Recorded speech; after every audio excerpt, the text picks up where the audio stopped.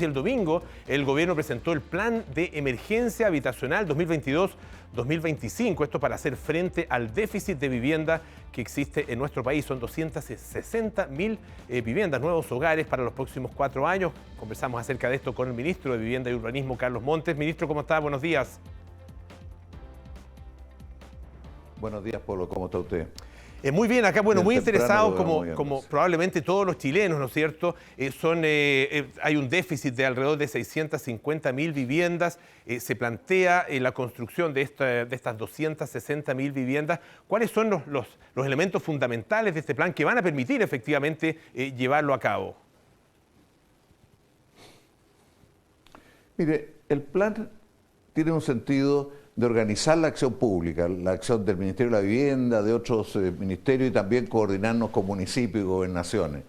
El plan también tiene un sentido de convocar a todo el país, porque esto no es un problema del Estado solamente, de las sociedades, de los medios de comunicaciones, de todo, de ver cómo enfrentamos un problema tan duro, donde hay tantas familias viviendo mal, donde hay problemas de conflictos, donde hay problemas que pueden desembocar en situaciones que no nos imaginamos.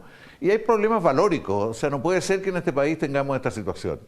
Bueno, en este contexto se plantea un plan que son, en primer lugar, metas que se distribuyen a lo largo del país por regiones, por comunas, y a partir de eso se ven todos los requisitos para cumplir esas metas y todo lo que hay que hacer para cumplirlas. Le puedo destacar, lo primero es diversificar los caminos para llegar a la vivienda, y estamos planteando 10 alternativas. Lo segundo es tener suelo, lo tercero es tener un sistema más moderno de vivienda, y por eso estamos con la vivienda industrializada. Lo cuarto es tener un sistema de trámite mucho más expedito. Lo quinto, organizar la participación de manera mucho más potente. Y también todo el sistema de financiamiento que sea presupuestario y buscar otra fuente de financiamiento. Esos son los ejes principales y en eso estamos ya trabajando desde hace unos días y esperamos sacarlo adelante durante este periodo. No es fácil esto, son metas muy, muy ambiciosas, requieren mucha voluntad, requieren mucha disposición a colaborar de todos con la emergencia, no mirarla como un problema de otro, sino como un problema de toda la sociedad. Había un ministro a partir de una frase del presidente cuando él habla de este no es el sueño de la casa propia, este es el sueño de la vivienda digna. Se ha generado una especie de contraposición entre ambos conceptos, ¿no es cierto? Acá estamos hablando de viviendas que van a ser entregadas a las personas. ¿De qué manera?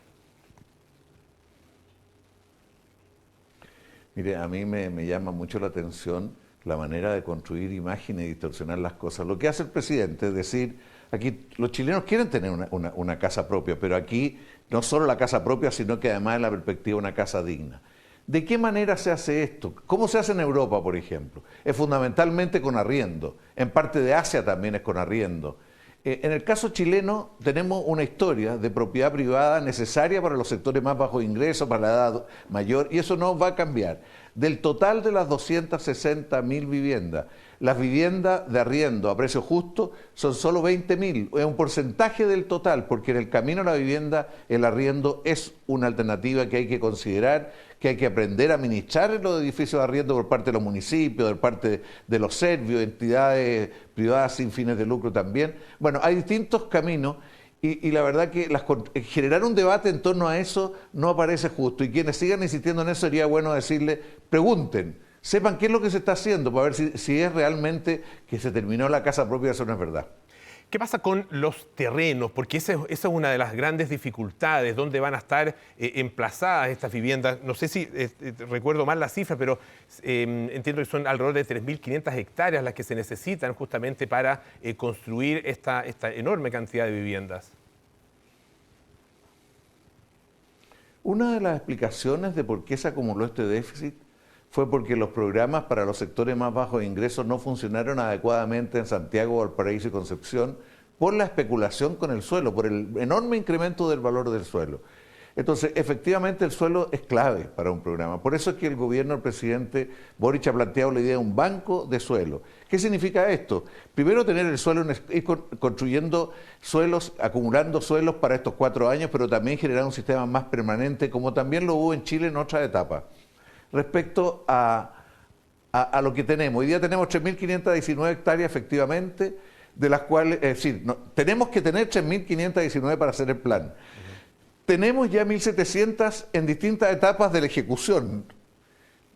1.700. Tenemos 608 hectáreas que hoy día están en proceso de habilitación y tenemos una necesidad de 1.211 hectáreas para cumplir este plan. Y eso esperamos obtenerlo de bienes nacionales, también de empresas públicas, de otras instituciones públicas, de las Fuerzas Armadas, que tienen una gran cantidad de terreno, comprarle a privados y las propuestas que levanten los propios comités. Usted mencionaba son 260.000 viviendas las anunciadas, de esas son 240.000 viviendas para entrega, ¿no es cierto?, en propiedad a las personas o como propiedad para las personas. ¿Cuál es de alguna manera el estándar? Me imagino que hay una diversidad, ¿no es cierto?, de proyectos dependiendo del emplazamiento, de las regiones, etcétera, y de las condiciones, ¿no es cierto?, en que se puedan construir. Pero ¿cuál es el estándar mínimo? Bueno, el estándar se ha venido construyendo durante estos años, un estándar de una vivienda de 50 a 55 metros, aunque ahora estamos pensando en diversificar los tamaños de acuerdo a las características de las viviendas en algunos programas. En otros casos también va a haber autoconstrucción, que es un programa muy demandado en el caso de Iquique, de Tarapacá, en el caso también de Valparaíso. En fin, depende, pero en definitiva el camino es una vivienda de un estándar que se ha ido obteniendo alrededor de 55 metros con un conjunto de condiciones. Ministro Carlos Montes, le agradecemos muchísimo. Lo más cerca de los servicios y de las condiciones urbanas. Perfecto, ministro. Muchísimas gracias por estar esta mañana aquí en Tele 3 AM. Que tenga muy buenos días. Muchas gracias a usted, que esté muy bien, que tenga un buen día.